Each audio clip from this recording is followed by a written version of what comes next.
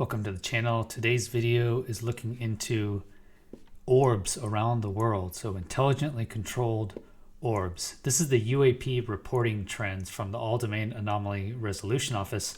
So from 1996 to November 20th, 2023. And if we look at the typically reported UAP characteristics, okay, the morphology is round. So it's usually round 1 to 4 meters. So not that large. We're looking at 3 to 12 feet across, white, silver, or translucent. Altitude 10,000 up to 30,000 feet. Velocity stationary to Mach 2. Mach 2 is amazing.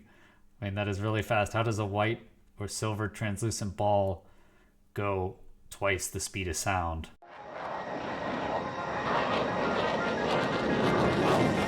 Chris Lehto, welcome to LehtoFiles. And look over here, if you look at the altitudes, so there is actually 11% reported at 5,000 feet. So they say 10 to 30,000 feet, but it even goes down to, I'd say, 5,000 feet or the surface. And not much reported up higher. Probably you just don't have that many sensors up there, right? You don't have many aircraft. How would you get the reports? It's hard to see up that high, especially if it's only 1 meter across. No thermal exhaust detected. Radar, you do get intermittent X-band, so 8 to 12 gigahertz.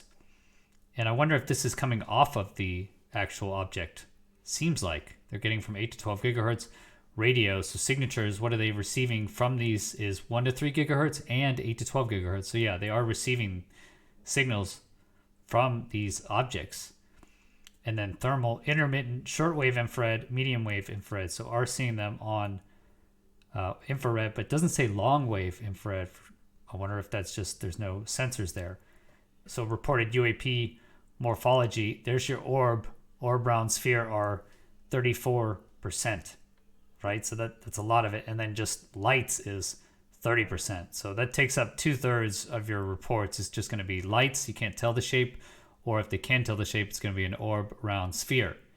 Then you have tic-tac 2%, square, polygon 3%, triangle. You hear about these giant large triangles, only 4%.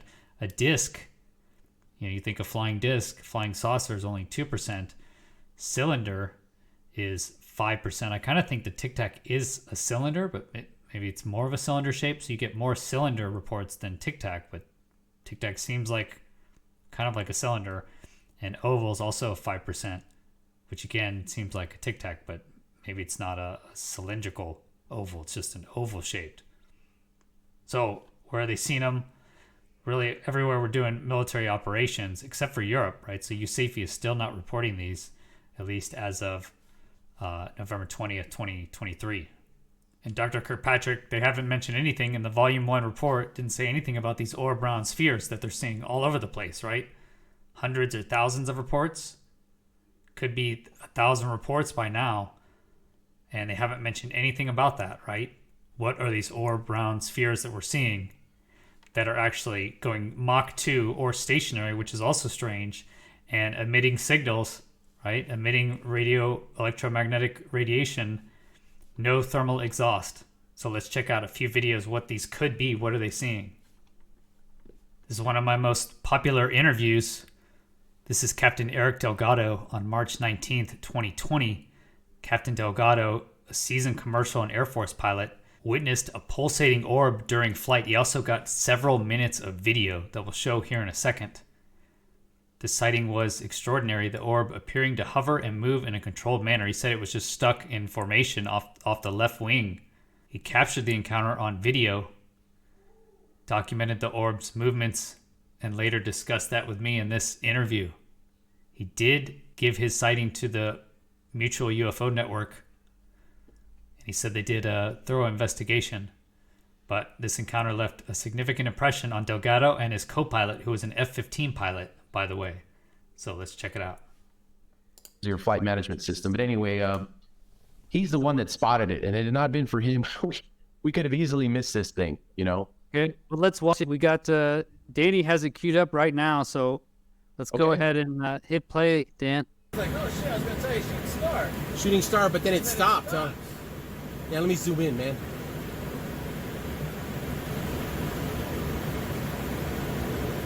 It's like an orb, man. Look at that shit. It's pulsating. Oh, this is awesome.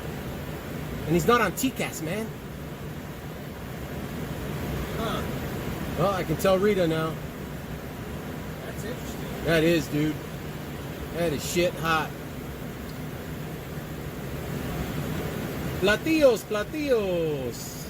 He's a pulsating orb. Look at that, dude. Look at that. Yeah, so let me start by saying you're hearing excitement and, the emotions that I'm going through.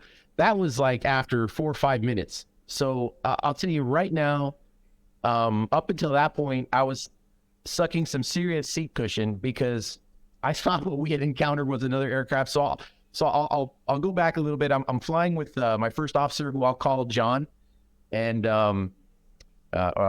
so John and I were fortunate enough to fly the whole month together, which is a rare occurrence in my current profession. He and I had a really good rapport throughout the whole month. We're getting along really well, and it was my leg that night going from Querétaro, Mexico, to back to Memphis, and we had just had a 36-hour layover in QRO in Querétaro. Oh, it was gorgeous. It was great. I missed those trips. Anyway, and so we had picked our way through some weather on the climb to flight level 370 and got through that portion of it. And in the distance, I could see other weather that probably in about 10 or 15 minutes we were going to have to deal with. And let me just throw this in there as well. About that time on my TCAS, I saw another aircraft 2,000 feet below us on a converging path, and I knew that was another flight. I knew the captain. Actually, I knew the crew on that flight. So I see this guy on TCAS, and I go up to Caribbean Common. It took about 2 or 3 calls on the open radio on the VHF, and he answers me. And so he's retired. He retired last year. So he and I are having this conversation, and he first thing he said was like, "Hey, that weather, to your left." He goes, "Are you guys? How's your ride?" And that's how good these systems are. They'll put the aircraft on the nav display, and I think you can see them as far out as like 80 miles, if I'm not mistaken. And he was like, "I see you guys are approaching this storm." He goes, "What's the weather like?" I'm like, "Dude, don't even worry about it. We're not even, it's like occasional light chop, not even full light turbulence. And the closest we're going to get to this thing is like maybe, 30, 40 miles. You guys would be well clear of it by the time we converge, our paths converge." And we were all headed for the same entry point, which is near Brownsville, Texas, MAM, the Vortex. So we're on this converging path.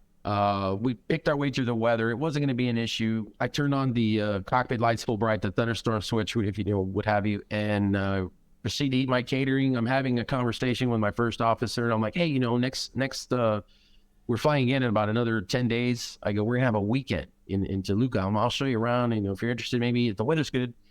I've always wanted to go to Teotihuacan and go to the pyramid complex. If the weather's good, let's try to do that. Are you interested?" And he's like, yeah, we're, talking about what we're going to do. And just about that time, I see his eyes kind of move to the right, and they get about, big. His eyes open up wide, and he's like, "Oh, look at the shooting star." And he stops, and, right there, he didn't get the word star out. And I'm looking at him going, what the hell's wrong with this kid? What's he looking at? Okay, so if you look there, he's got the cockpit lighting all the way up. So it's bright inside the cockpit. In order for his first officer, who's a previous F-15 pilot, to see this thing, it had to be pretty bright. And he's not a kid. The guy did 20 years as an F-15, I think, pilot in the Air Force. So he did a full 20.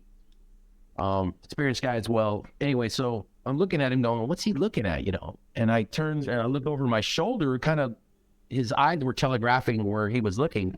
I look over my left shoulder, and all of a sudden I looked up at probably about a 30-degree angle. It's like right there, man. It had to have been a few thousand feet away from us.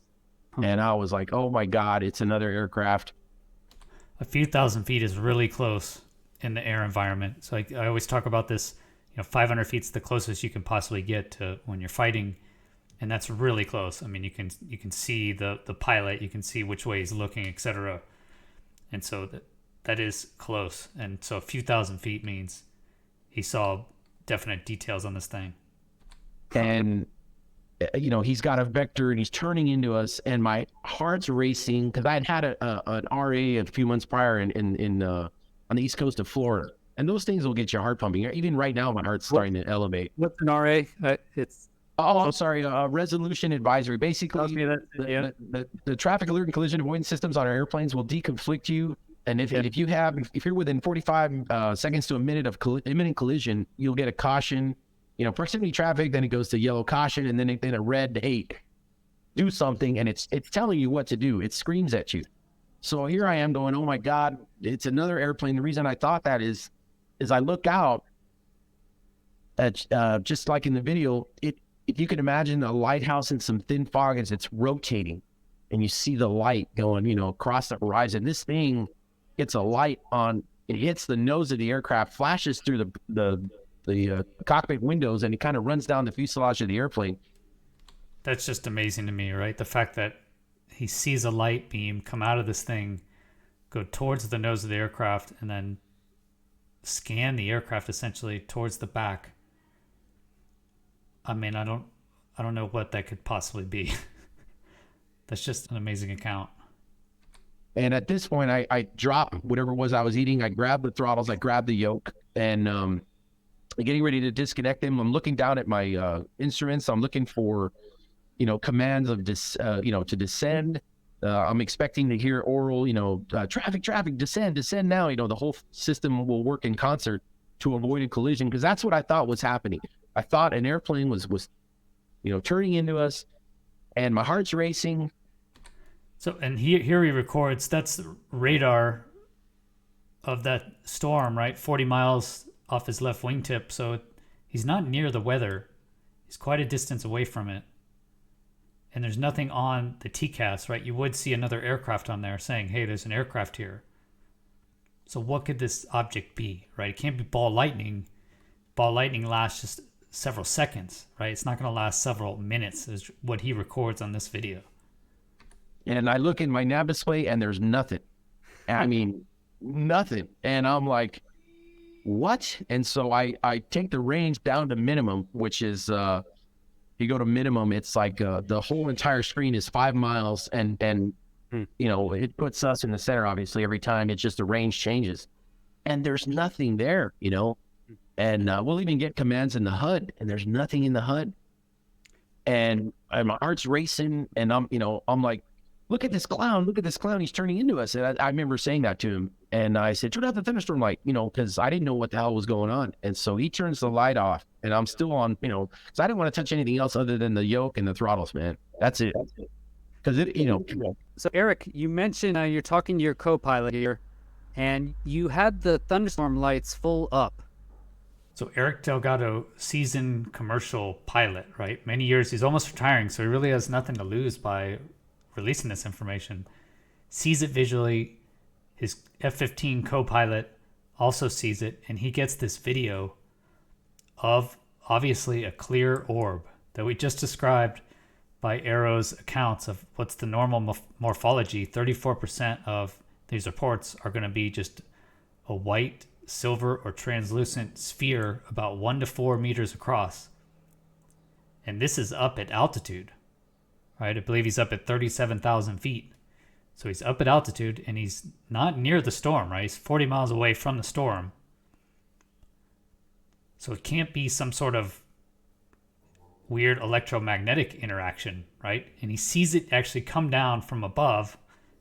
His co-pilot thought it was a shooting star, and it scans the aircraft, does like a lighthouse-like scan of the aircraft, and then just flies along with them for several minutes. And he gets multiple videos of this thing. I mean, that is just an amazing encounter with a video. And you have credible witnesses, right? At least 2 credible witnesses there of this object. And the pulsating actually said was because of his phone. When it was actually there, it wasn't pulsating when he was looking at it. It was just dead solid. It wasn't moving, etc. It was just there. And then it just floats off. He saw it actually fly further away from the aircraft, and then they lost sight of it. Again, nothing was seen on the TCAS. Nothing in the weather radar, though it's probably behind the weather radar's coverage. But amazing stuff there. What could these white sphere orbs be? Let's look at the next videos. Okay, there's another recent video from Eyes on Cinema, amazing channel, always posting old, incredible content, right? And here is an orb from Brazil, 1998. Here's more footage. So 98, this is really going to be before you can have effective drones. You're not going to be able to have drones like we see today flying around, right? And here you have another sphere. Can't really tell the color very much, but it looks white, right? So you have a white sphere, 1 to 4 meters. Seen by multiple witnesses. There it is compared to a car. Okay, so it's going to be smaller than the background, right? So it's going to be smaller than that car. So you're looking at maybe a 1.5 feet across. Looks like the size, 20 centimeters, I think, is what they report. But look at that thing flying around, like how it's being controlled, how it's maneuvering.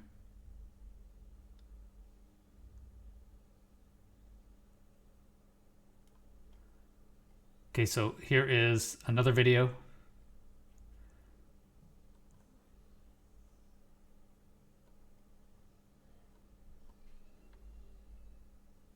Just how quickly it actually changes direction.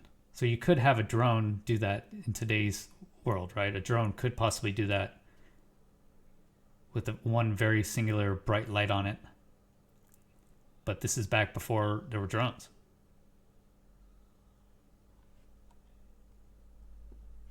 It does make it more difficult, right, today. So what are the Langley incursions? You know, those could easily be just drones of all the incursions into Langley Air Force Base that I covered. But back in 1998 and 2000, not going to be a drone, right?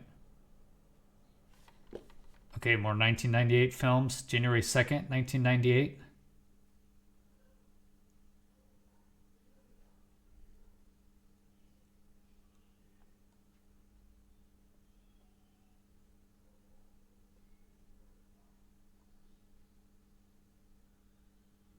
Again, crazy maneuvering.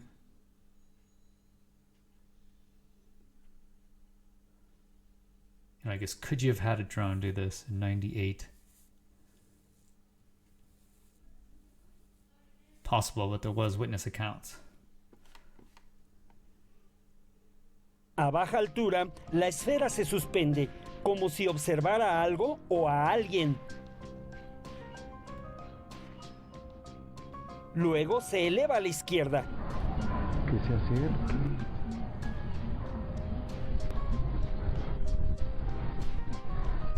Está haciendo como círculo, ¿verdad? Después se mueve horizontalmente y prepara una maniobra. No pierda detalle. Observe. Observe. Wow.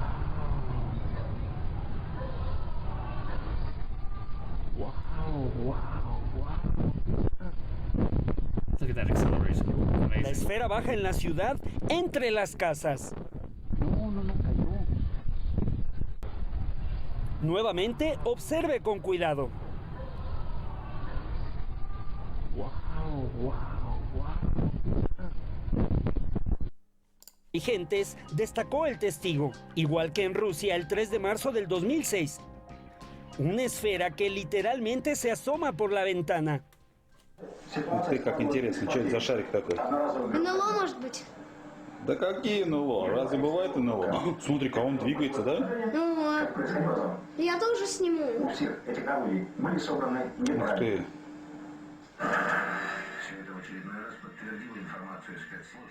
This last one, you know, I'm always a little concerned when it's looking through glass. This is supposedly from Russia, 2006. You know, if it's going through a glass pane, it could be some sort of just weird reflection, right? If you could see light coming off the trees. Разве бывает НЛО? Смотри-ка, он двигается, да? It does look like an object out there. Я тоже сниму. Yeah,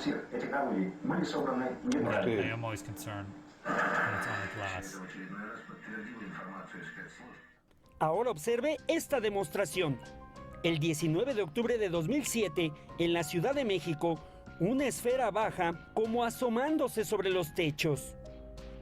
Luego se eleva. Y el 7 de enero del 2010, en Tasco, Guerrero, México, otra esfera que desciende entre las casas. Observe. So that's interesting when it goes behind a house. Permanece oculta y luego se eleva.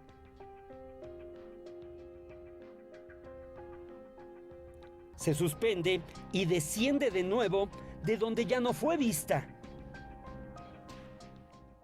Se ve como que está explorando la zona, hasta cierto punto baja hacia una casa y tarda unos segundos y se vuelve a elevar y empieza otra vez a hacer ciertos movimientos bruscos para luego perderse entre los árboles.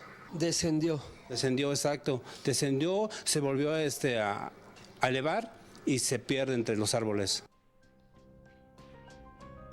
So all these orb videos is really the same thing that Arrow is reporting, right? They had to release their reporting statistics, and what they saw is there's hundreds of them, along with personnel accounts. So let's listen to this guy. Again, Eyes on Cinema, watch the full video, his channel, link in the description. I saw what I thought must have been one of these vehicles, and it appeared through the window. It came towards me through the window. Where at home? Yes, and it was only about 2 feet in diameter and a greenish grey colour, and the shape of it was like a very thick magnifying glass, a double convex arrangement, and it came up to me, it didn't speak to me, but I could get the mental transference that don't be afraid, we're friendly. This reminds me of that ad for that washing up liquid. I mean, whoosh through the window. Now, again... But not fast, no. What happened when it got in the house? Well, it stayed there for a while and then disappeared. Was there a noise associated? No noises at all, no. But, I mean, would it come into your kitchen? Where did it come? No, it was in the lounge. It came into the lounge? And did it circle round? No, it just came in slowly through the window and stopped in front of me. And then I got this impression, a mental transference that it was friendly and not to be afraid, and they were there to do a certain job. I love that they were there to do a certain job, and it communicated telepathically. There was no sound, no visible signs of propulsion, etc. So this is a normal account. It's also interesting how small they are, not very large. Right, 20 centimeters, like Arrow reports, they're 1 meter out to 4 meters. And we have credible accounts, right? Eric Delgado, very credible. Again, recommend you watch the full interview with him. Extremely credible, commercial pilot. He hasn't seen any other crazy things. This is one main sighting, and he has videos of it. Several videos, and he has a co-pilot that was with him. He's on a job. He's flying, so there's no alcohol involved, none of those issues, and just gets this amazing video of a white orb. So are these the white spheres that Arrow is reporting, right? 34% of hundreds of cases. Could it be that they're some sort of craft, or this is somehow an interaction with extraterrestrials or some sort of non-human intelligence? Is this how it's portrayed to us? We can't see the full thing. We can't see what's actually going on. Just some sort of connection. Very interesting. Let me know what you guys think in the comments. Thank you for watching. Please hit the like button. It really helps, and it's free. Consider subscribing to get future notifications of when I release videos. And you might like this video recommended by YouTube just for you. If you want to support the channel, join these great people over here, get exclusive bonus content, then click this button here, patreon.com/Chris Lehto, or become a YouTube member. If you want to continue the discussion, go to UAP Society Discord. Links are all in the description. Have a great rest of your day. Peace.